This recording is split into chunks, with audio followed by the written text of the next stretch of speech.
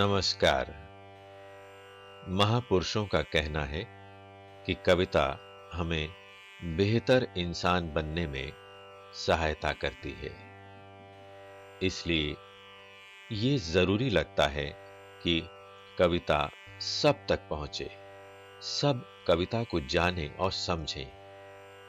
विशेष रूप से हमारी युवा होती पीढ़ी अर्थात किशोर बच्चे कविता से निकटता बनाएं तो एक बेहतर समाज के निर्माण में उनकी भूमिका सार्थक हो सकती है।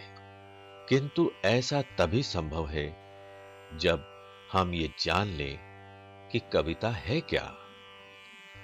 कविता का एक छोर जहां कल्पना को आकाश की ऊंचाइयों तक ले जाने की क्षमता रखता है, वहीं जीवन का यथार्थ कविता को धरातल पर लाकर खड़ा कर देता है।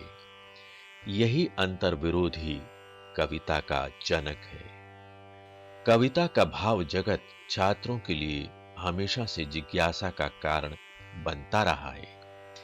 इस श्रृंखला के कार्यक्रमों में उनकी इन्हीं जिज्ञासाओं का उत्तर खोजने का प्रयास किया गया है।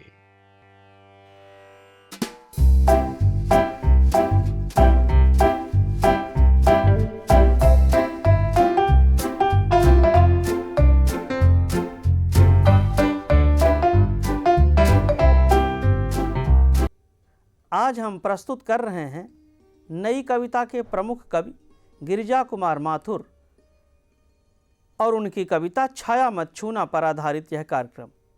यह कविता एनसीईआरटी की कक्षा 10 की हिंदी की पाठ्यपुस्तक क्षितिज भाग 2 में संकलित है। आइए सबसे पहले सुनते हैं छाया मत छूना कविता का पाठ। प्रस्तुत कर रही हैं डॉक्टर अनुराधा शर्मा। छाया मत छूना मन होगा दुख दूना, छाया मत छूना मन होगा दुख दूना। जीवन में है सुरंग सुधियाँ सुहावनी, छवियों की चित्र गंध फैली मन भावनी।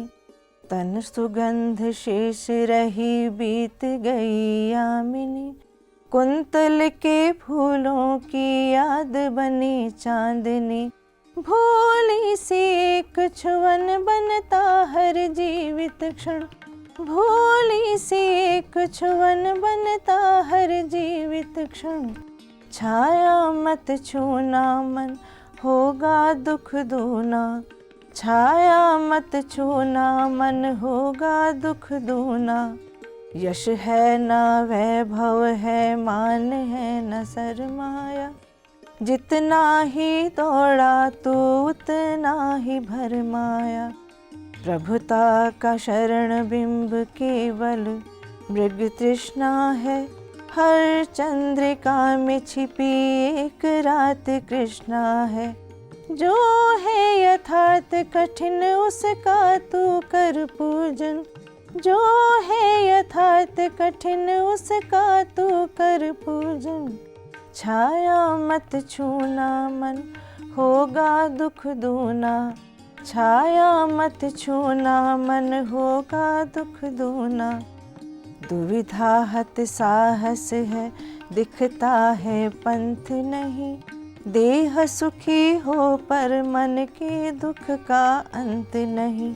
दुख है ना चांद खिला शरद रात आने पर, क्या हुआ जो खिला फूल रस बसंत जाने पर। जो न मिला भूल उसे कर तू भविष्य वरण, जो न मिला भूल उसे कर तू भविष्य वरण। छाया मत छूना मन होगा दुख दूना, छाया मत छूना मन होगा दुख दूना, मन होगा दुख दूना। साथियों, अभी आपने डॉक्टर अनुराधा शर्मा द्वारा कविता का पाठ सुना। अब हम कविता के महत्वपूर्ण बिंदुओं पर चर्चा करेंगे। चर्चा के लिए हमारे बीच उपस्थित हैं डॉक्टर अजय तिवारी। डॉक्टर अजय तिवारी दिल्ली विश्वविद्यालय के हिंदी विभाग में लंबे अरसे से अध्ययन अध्यापन करते रहे हैं। भाषा साहित्य आलोचना के क्षेत्र में महत्वपूर्ण विद्वान हैं। उनसे बातचीत कर रहे हैं डॉक्टर हरिमोहन शर्मा। डॉक्टर शर्मा भी दिल्ली विश्वविद्यालय के हिंदी विभाग में पूर्व अध्यक्ष रूप में कार्यरत रहे हैं। भाषा साहित्य और शिक्षण के क्षेत्र में उनका विशिष्ट योगदान है। आइए देखते हैं उनकी बातचीत।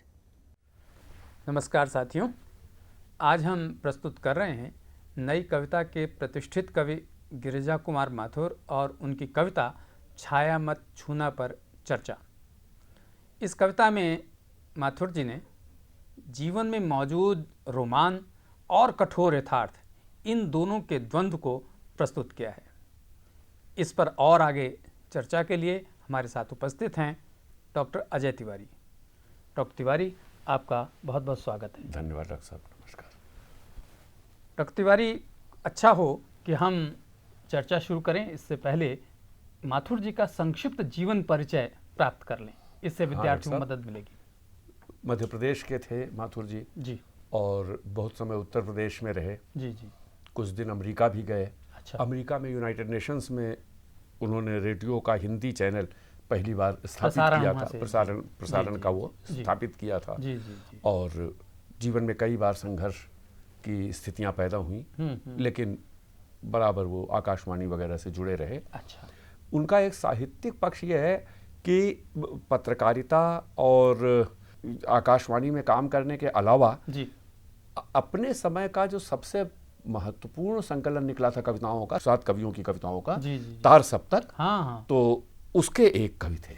हाँ हाँ। और तार सप्तक 1943 में अज्ञे जी के संपादन में निकला था। जी जी। उसकी विशेषता ये थी कि उसने मध्य वर्ग के कवियों का ऐसा काव्य चुन के रखा था जिसमें नई प्रवृत्तियां थीं। उसके पहले की प्रवृत्तियों से अलग नई भिन्न- प्रवृत्तियां भिन्न थीं। वो थी। 7 कवि जी, थे, भिन्न इसलिए सप्तक कहा गया, जो संगीत के 7 सुर हैं। जी।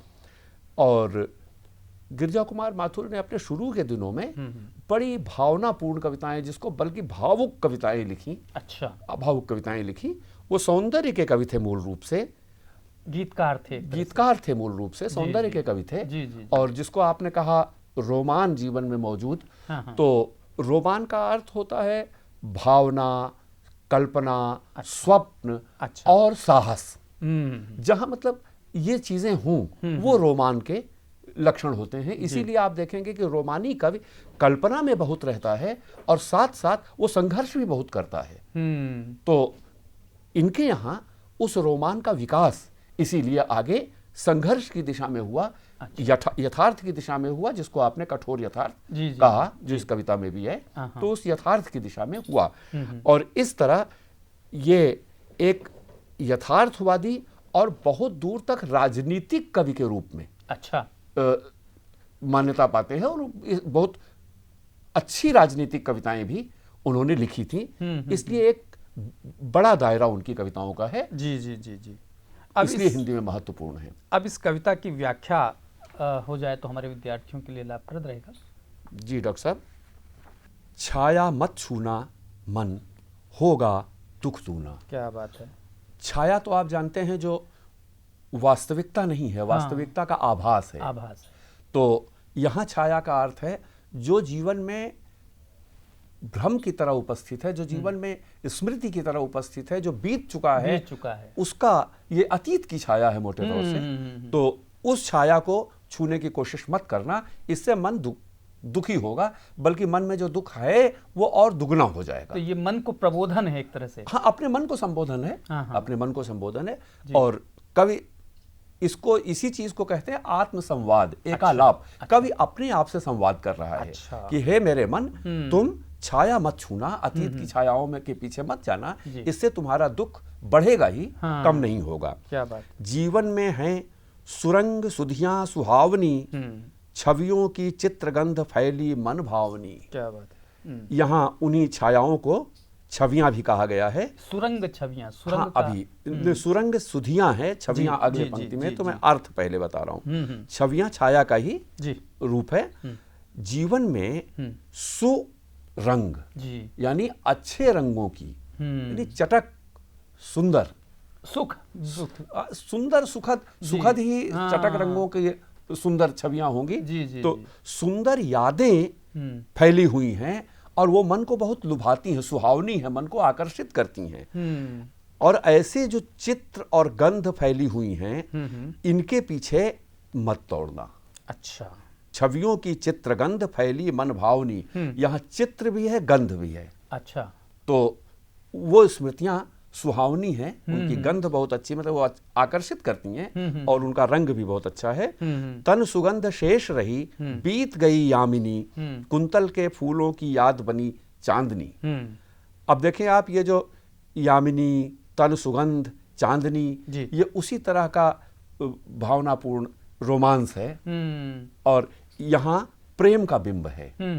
ये प्रेम का चित्र है कि जिसके साथ यामिनी मतलब रात जी, जिसके साथ रात बिताई उसके तन की गंध शेष रह गई है। तो रात तो बीत गई, अब वो साथ तो छूट गया, लेकिन तन की गंध शेष रह गई है।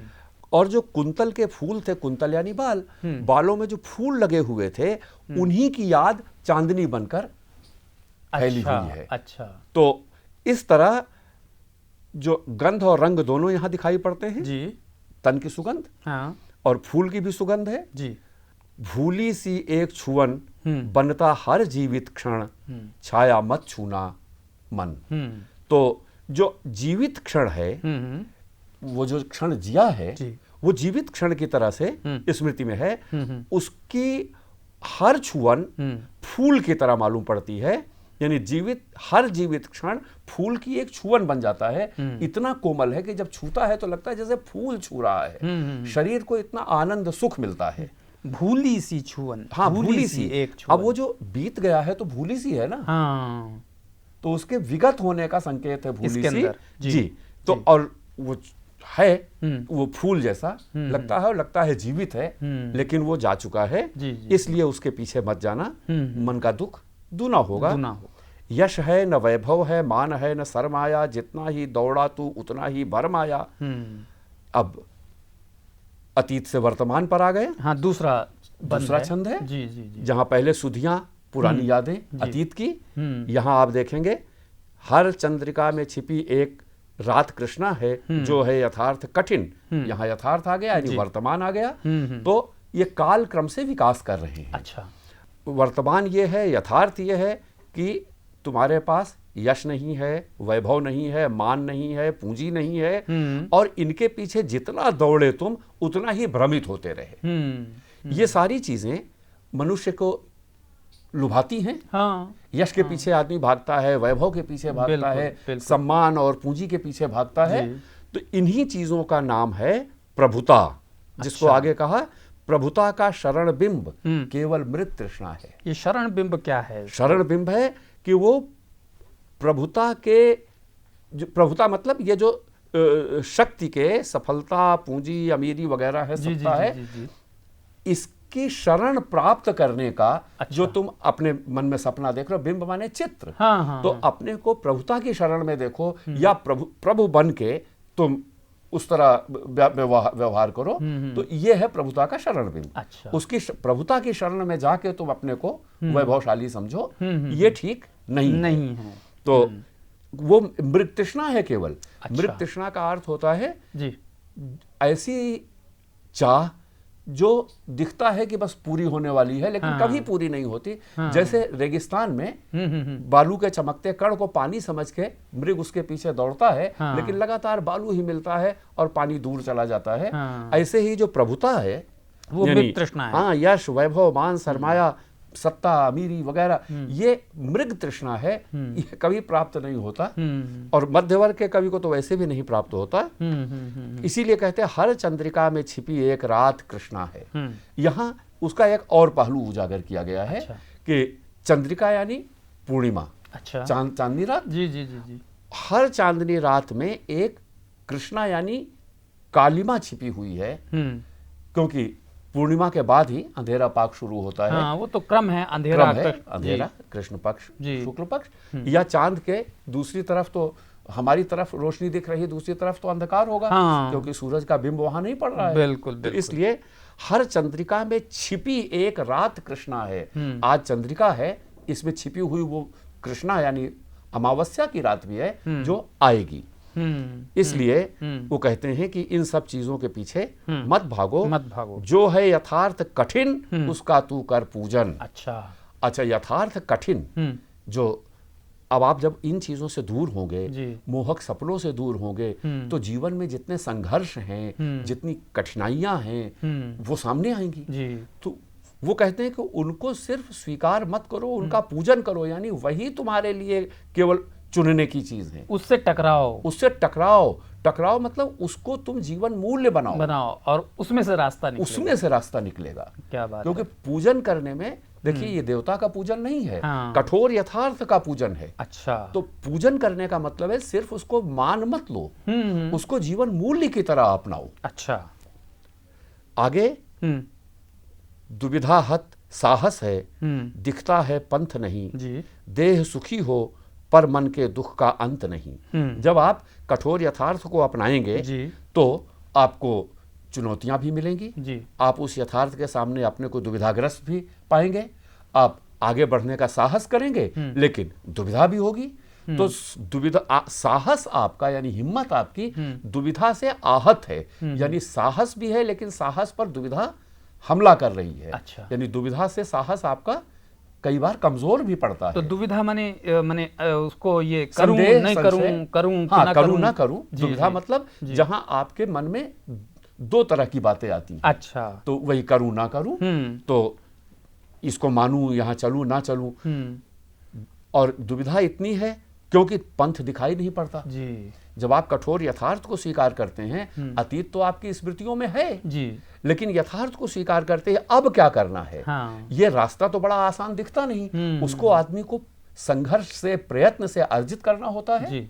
तो इसलिए कहते हैं कि दुविधा हत साहस है, देह सुखी हो पर मन के दुख का अंत नहीं। ये तो बहुत सीधी सी बात है कि देह से अगर सुख मिल भी रहा है तो मन आपका संतुष्ट नहीं होता, मन लगातार कुछ और चाहता है, जिसको और बाद में विज्ञापन कहा ना कि ये मन मांगे मोर, दिल मांगे मोर, ये दिल मांगे मोर। जी। या निराला जी ने कहा चाहिए उन्हें भी और। तो ये मन तो और मांगता है हमेशा। हाँ, ये मन का असंतोष है। दुख है न चांद खिला शरद रात आने पर, क्या हुआ जो खिला फूल रस बसंत जाने पर। अब इन दोनों पंक्तियों में बिंब बहुत अच्छा है, सुंदर। आप देखें जी, और बराबर वो सुंदर बिंब आते हैं इनके यहाँ कि शरद की रात आई, शरद पूर्णिमा में चांद का खिलना, बिल्कुल कहते हैं लेकिन शरद की रात आने पर चांद नहीं खिला, इसका दुख है तुम्हें। यानी जो होना चाहिए था और नहीं हुआ, इसका दुख है।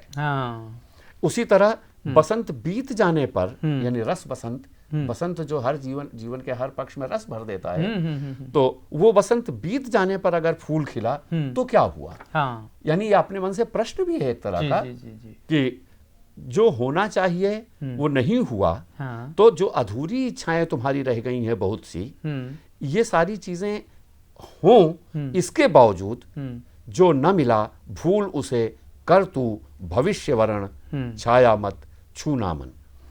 तो जो नहीं हुआ उसकी तकलीफ महसूस करो, उसका दुख महसूस करते हुए फिर बैठ जाओ उदास होके, इसकी जगह पर उसको भूलो, अरे वो गया, अब दोबारा नहीं आने वाला है, उसकी जगह तुम भविष्य को चुनो। अच्छा। और इस तरह देखें आप कि सुधियां अतीत थी, कठिन यथार्थ वर्तमान था, और यहाँ भविष्य के चुनाव की बात की जा रही है। अच्छा। तो कवि का दृष्टिकोण वो रोमानी अतीत से एक उज्जवल भविष्य की तरफ या संघर्ष के द्वारा निर्मित भविष्य की तरफ देखता है, और ये इस कवि की एक बहुत बड़ी विशेषता है। इस पद में डॉक्टर साहब इसमें था, क्या हुआ जो खिला फूल और रस बसंत जाने पर, क्या हुआ से क्या कहना चाहिए, क्या हुआ, अरे क्या हो गया। अच्छा। भाई अगर बसंत चला गया उसके बाद फूल खिला तो ऐसा क्या हो गया। अच्छा। यानी जो होना चाहिए और नहीं हुआ, तो इस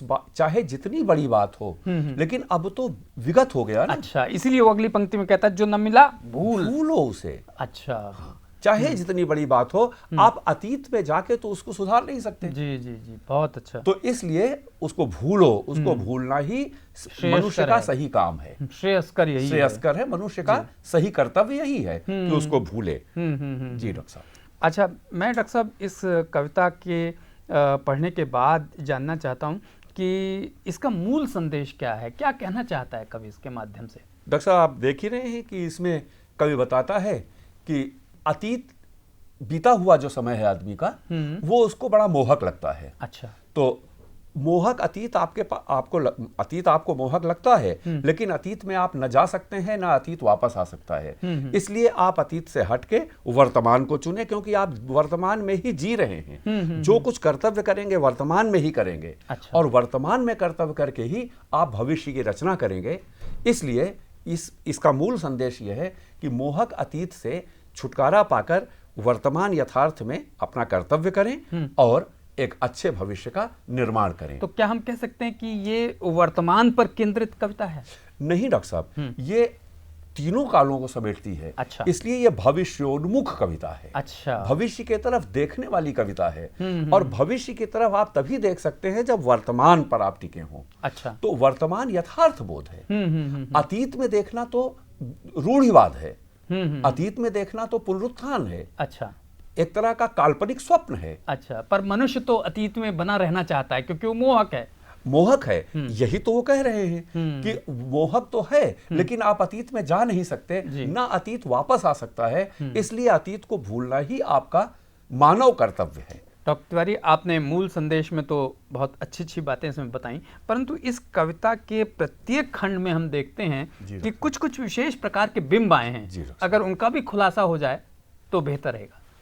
जी डॉक्टर साहब, देखिए, बिंब का अर्थ होता है चित्रमयता। अच्छा। यानी जो अनुभव है वो हमें दिखाई पड़े, सुनाई पड़े, अनुभव स्पर्श महसूस हो, तो इसको कहते हैं बिंब, जिसमें सभी इंद्रियां सक्रिय रहती हैं। 5 इंद्रियां कही जाती हैं। जी जी जी। तो शब्द, स्पर्श, रूप, रस, गंध, जी। इन 5 इंद्रियों से हम यथार्थ जीवन को जिस तरह से प्राप्त करते हैं वो बिंब हैं। अच्छा। इसलिए कविता में जब इन अनुभवों को सजीव किया जाता है तो वो बिंब कहलाता है। अच्छा। ठीक है, यहाँ वो बिंब इस कवि ने बहुत अच्छे ढंग से रखे हैं। जी। आप देखें कि शुरू में वो चित्र और गंध की बात करता है। हाँ। यानी इसमें जो बिंब हैं वो केवल दृश्य के बिंब नहीं हैं, दृश्य के अलावा गंध के बिंब भी है। हाँ। और सबसे पहली गंध बिंब तन सुगंध की है। तो ये तन सुगंध सुगंध का बिंब है, गंध का बिंब है। कुंतल के फूलों की याद बनी चांदनी। अब यहाँ बाल और बालों में लगे हुए फूल ये स्पष्ट दिखाई पड़ते हैं। जी, जी, जी। तो ये दृश्य का बिंब है। ठीक। भूली सी एक छुअन, तो स्पर्श का बिंब है। जी जी जी। और वो कैसा लगता है, अब आप इस छुअन को सजीव करने के लिए उसने लिख दिया, बनता हर जीवित क्षण। अच्छा। तो जो हर जीवित क्षण फूलों की छुअन बन जाता है, तो वो जो उस छुअन की कोमलता है और वो कोमलता इतनी सजीव है, इसका आभास होता है। तो इस तरह से ये स्पर्श का बिंब है। तो ये कवि गंध, दृश्य और स्पर्श के बिंब ले आता है। और इस तरह एक संश्लिष्ट चित्र बनाता। संश्लिष्ट चित्र का मतलब है जिसमें बहुत सी कई तरह की चीजें मिली हों, जिसे आप श्लेष एक अलंकार कहते हैं ना। श्लेष में होता है कि 2 चीजें मिल जाती हैं। हाँ। ऐसे जब कई चीजें मिलती हैं तो उनको संश्लिष्ट कहते हैं। तो ये संश्लिष्ट बिंब है। जी। दूसरे खंड में भी आप देखें कि मृग तृष्णा। हाँ। ये तो अद्भुत बिंब है एकदम। और ये बिंब तो उस पूरे मनोभाव को व्यक्त कर देता है जो कवि यहाँ कहना चाहता है। बिल्कुल बिल्कुल। तो एक बिंब से कवि अपने वो जो बात कह रहा है उस पूरे भाव को सजीव कर देता है। अच्छा। और बिंब ये काम बहुत अच्छा करते हैं। जी, जी, जी। कि वर्णन को वो आंखों के सामने सजीव चित्र में बदल देते हैं। ये बिंबों की बड़ी विशेषता होती है। और तीसरे खंड में भी आप देख सकते हैं कि शरद रात आने पर चांद नहीं खिला और बसंत आने पर फूल नहीं खिला। तो चांद का खिलना और फूल का खिलना ये तो बिंब है। लेकिन इस बिंब की विशेषता यह है कि यहाँ उन्होंने फूल से चांद तक बिंब को स्थानीय और विराट, अच्छा। माने एक जिसको थोड़ा एक पारिभाषिक शब्द में कहेंगे दिगंत व्यापी बिंब, यानी धरती से आकाश तक फैला हुआ बिंब चित्र, ऐसा रूप दे दिया है। तो चांद से फूल तक क्या तो बात। कवि की भावना, ठीक है कि जीवन के बहुत से पक्ष यहाँ नहीं आते हैं, संघर्ष का उल्लेख है, लेकिन उसकी कल्पना अपने चित्र को इस तरह सजीव करती है साकार रूप और साकार करती है और वाह। विराट रूप देती है। क्या बात डॉक्टर तिवारी, आपने बहुत अच्छे ढंग से इस कविता की व्याख्या की और जो जानकारियाँ हमें दी हैं वो हमारे विद्यार्थियों के लिए, हमारे अध्यापकों के लिए बहुमूल्य हैं, उपयोगी है। मेरी आशा है कि इससे हमारे सभी विद्यार्थियों और अध्यापकों को लाभ होगा। आपका बहुत बहुत धन्यवाद। धन्यवाद डॉक्टर साहब, नमस्कार। नमस्कार। साथियों, अभी डॉक्टर अजय तिवारी ने गिरिजा कुमार माथुर की कविता छाया मत छूना से जुड़े जिन महत्वपूर्ण बिंदुओं पर प्रकाश डाला है वह हमारे विद्यार्थियों के लिए न केवल ज्ञानवर्धक और उपयोगी है, बल्कि कविता संबंधी उनकी समझ को नए आयाम और विस्तार प्रदान करता है। फिर भी आप लोगों के मन में कोई प्रश्न, कोई जिज्ञासा हो तो आप अपने साथियों से चर्चा करें और अपने अध्यापकों से भी चर्चा करें। हमें भी पत्र लिखें। हमारा पता है संयुक्त निदेशक CIET, चाचा नेहरू भवन, NCERT, श्री अरविंद मार्ग, नई दिल्ली।